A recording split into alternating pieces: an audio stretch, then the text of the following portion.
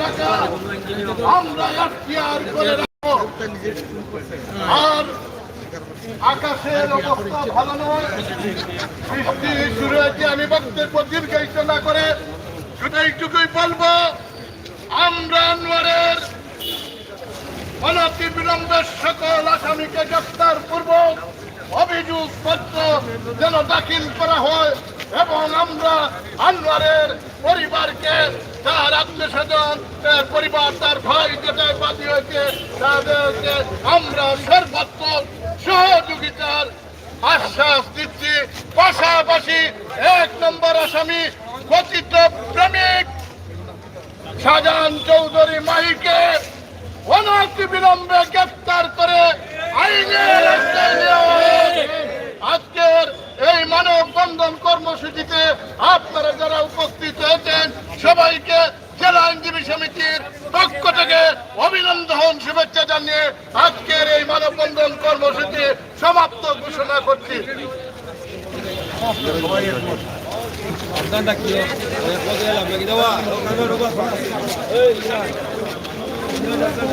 প্রিয় দর্শক, আপনারা দেখলেন জেলা আইনজীবীর পক্ষ থেকে সিলেট আদালত প্রাঙ্গণে মানববন্ধন করা হয়েছে। আনোয়ার হত্যার সাথে যারা জড়িত আছেন তাদেরকে গ্রেপ্তারের জোর দাবি জানাচ্ছেন তারা আজকের এই মানববন্ধন থেকে।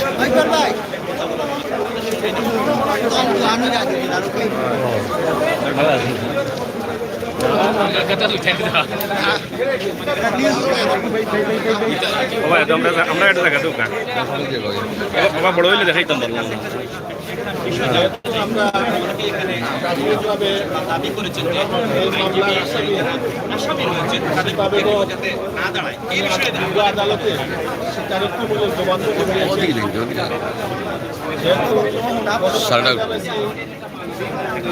এই ঘটনার সাথে ওনার সম্পৃক্ততা প্রমাণ হয়েছে এবং সত্যতা মিলেছে। আমরা আজকে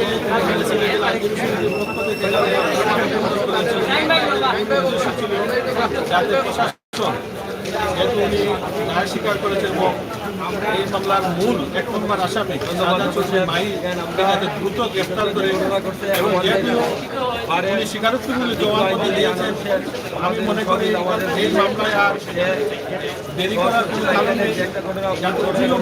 অভিযোগপত্র দায়ের করে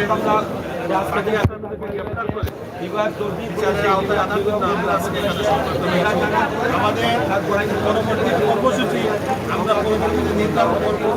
যেহেতু আমরা আমাদের বিজ্ঞ সদস্য আনোয়ার হোসেন, আমরা সিলেট জেলা আইনজীবী সমিতি ঐক্যবদ্ধ, তাকে তার পরিবারকে আমরা আইনের সহযোগিতা দেওয়ার জন্য স্বীকার করছেন। আমরা যেহেতু স্বীকার 160 দিয়েছেন, আদালতে জবানবন্দি দিয়েছেন, জবানবন্দিমূলক বক্তব্য দিয়েছেন, তাই আমরা ওনার সর্বোচ্চ শাস্তি এবং 1 নম্বর আসামি এই যে মাইকে আইনের আওতায় এনে বাংলাদেশ দণ্ডবিধান দ্রুত বিচার ট্রাইব্যুনালে বিচার করার জন্য আমি আমার বারের পক্ষ থেকে ধন্যবাদ জানাচ্ছি। ধন্যবাদ।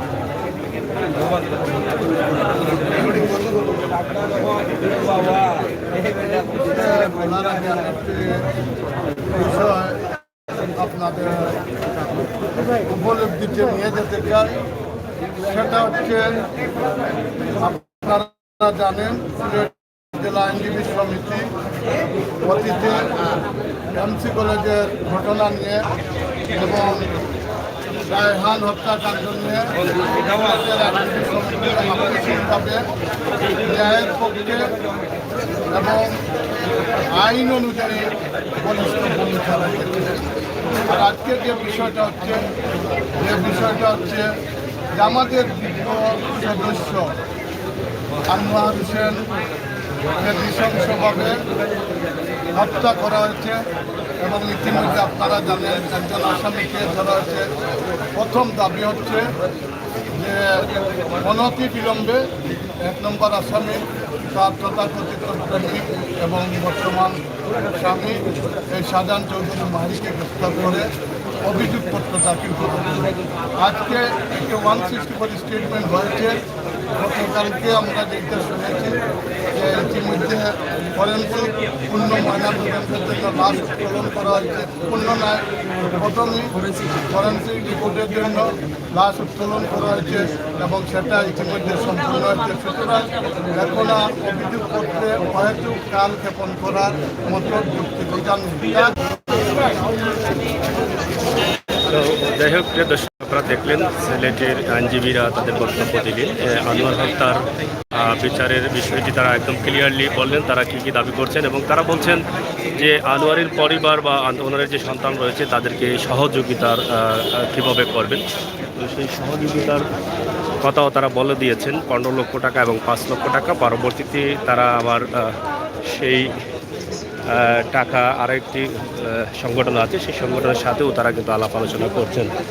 তো প্রিয় দর্শক, এই ছিল আমাদের আজকের ভিডিও সিলেট আদালত পাড়া থেকে। তা আশা করি আপনারা যারা আছেন আপনারা বুঝতে পারছেন যে আনোয়ার হত্যার বিচার আইনজীবীরা চান এবং সত্য এবং ন্যায় বিচার যেন হয়, সত্য উদ্ঘাটন করে। যেহেতু আনোয়ারের লাশ ইতিমধ্যে উত্তোলন করা হয়েছে এবং সেই লাশ ময়নাতদন্ত শেষে আবার দাফনও সম্পন্ন করা হয়েছে। তো সেই সুবাদে আইনজীবীদের যে দাবি, সেই দাবিগুলো তারা একদম এখানে ক্লিয়ার করলেন যে আনোয়ার হত্যার সাথে জড়িত প্রথম আসামি যিনি শিপা গ্রেপ্তার এবং শিপার স্বামী, নতুন স্বামী পরকীয়া, যার জন্য আনোয়ারকে হত্যা করা হয়েছে বলা হচ্ছে, সেই আসামিকেও গ্রেপ্তার করতে হবে, সেই গ্রেপ্তারের দাবি তারা জানাচ্ছেন। তো প্রিয় দর্শক, এই ছিল ভিডিও। আমরা বিদায় নিচ্ছি। সবাই ভালো থাকুন, সুস্থ থাকুন। বৃষ্টি চলে আসছে, বৃষ্টির কারণে আর করা যাচ্ছে না। সিলেট আদালত পাড়া থেকে আমাদের আজকের এই ভিডিও। সবাইকে ধন্যবাদ জানিয়ে বিদায় নিচ্ছি। ভিডিওটি শেয়ার করে সবাইকে দেখার সুযোগ করে। আল্লাহ হাফেজ।